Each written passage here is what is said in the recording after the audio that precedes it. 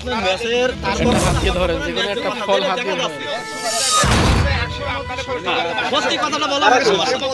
আপনার ওই যে সৈনিক বলে একটা ছেলে, আলী হোসেনের ছেলে হানিফা। না, আমার পূর্ব কোনো দ্বন্দ্ব ছিল না, ওর সাথে কোনোদিন দুই কথাও হয়নি। আমার সুবাদে মামা বলি তারে, তার সাথে কোনোদিন মুখ তুলাতুলি কথা হয়নি।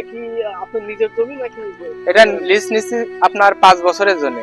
আমি চাইছিলাম 10 বছরের জন্য, কিন্তু সে 5 বছরের জন্য দিয়েছে। একসাথে থাকতে তার মা ভাই সবাই মিলে আমার কাছ থেকে টাকা নিয়েছে 1,20,000 টাকা। তা 3 বছরের মাথায় এখন এই যে ফসল ধরেছে, আর এই ধরন্ত গাছ হঠাৎ কালকে আমি ঝিনেদায় থাকা অবস্থায় শুনছি গাছ কেটে দিয়েছে। তখন আমি সহযোগিতা নিই থানায়, যে থানাতে বলেছে এটা তুমি গাছ কাটা অবস্থায় ভিডিও করে আনবা, বা তারা কেটেছে কাটছে, এটা আমরা ক্যাম্পেতে মানুষ পাঠাইছি। পাঠানোর পরে এটা ওরা দেখেছে, ক্যাম্পের লোকজন এসে দেখেছে থানাতে যখন লোক পাঠায়। এরপরে তারা কি উদ্যোগ নিয়েছে? এরা উদ্যোগ নিয়েছে, কালকে যেহেতু 8 তারিখ ছিল, আজকে 9 তারিখ, ওরা কার্যক্রম চালিয়ে যাচ্ছে। এই জন্য আপনারা নির্দিষ্ট করে কাউকে বিরুদ্ধে অভিযোগ করেছেন? থানায় অভিযোগ বলতে হানিফা কেটে গিয়েছে, ওর শাশুড়ি, ওর বউ, আর ওর 2টো জন নিয়ে 6 জন পরিবারের সহ 2টো জন নিয়ে কেটে গিয়েছে।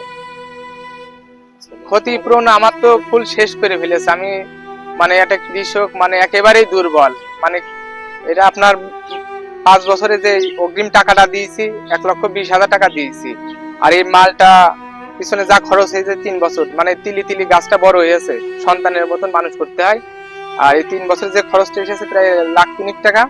আর ছোট ভাই এবং ওর মা মিলিত ভাবে এটা লিজ বিপুলের সাথে দেওয়ার একটা কন্ট্যাক্ট করে। তো প্রথম গাছটা আমি নিজে হাতে এই বাগানটায় লাগাইছিলাম। তো যখন বিপুল আর ওই ছোটটা আমার কাছে যায় যে জমিটা লিজ দেবো, তখন আমি রাগান্বিত হয়েছিলাম যে তুই এত কষ্ট করে গাছ লাগাইছি, তুই লিজ দিবি কেন? এখানে বিপুলের বকছিলাম, বকার পরেও আমি আর সই টই দিই নাই, দেওয়ার দরকার নেই। যাই হোক, পরে দিয়েছিল।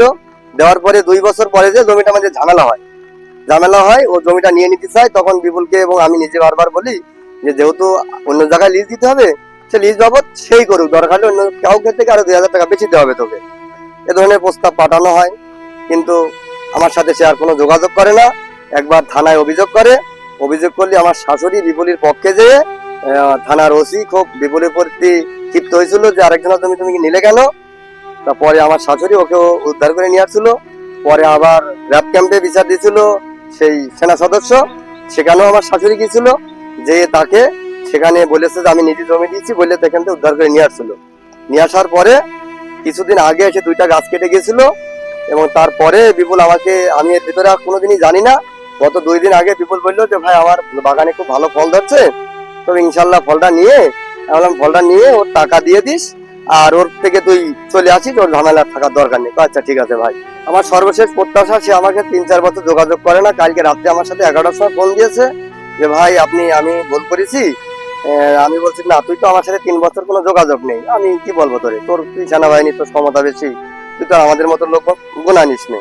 তা বললো যাক ভাই, ভুল করেছি, আপনি বড় ভাই হলে আছেন, বহনায়নলি আছেন, আপনি বিপুলে, যেহেতু আমরা সবাই মিলে একসাথে আছি, বিপুলে ধরে এটা আমার একটা সমাধান করে দেন।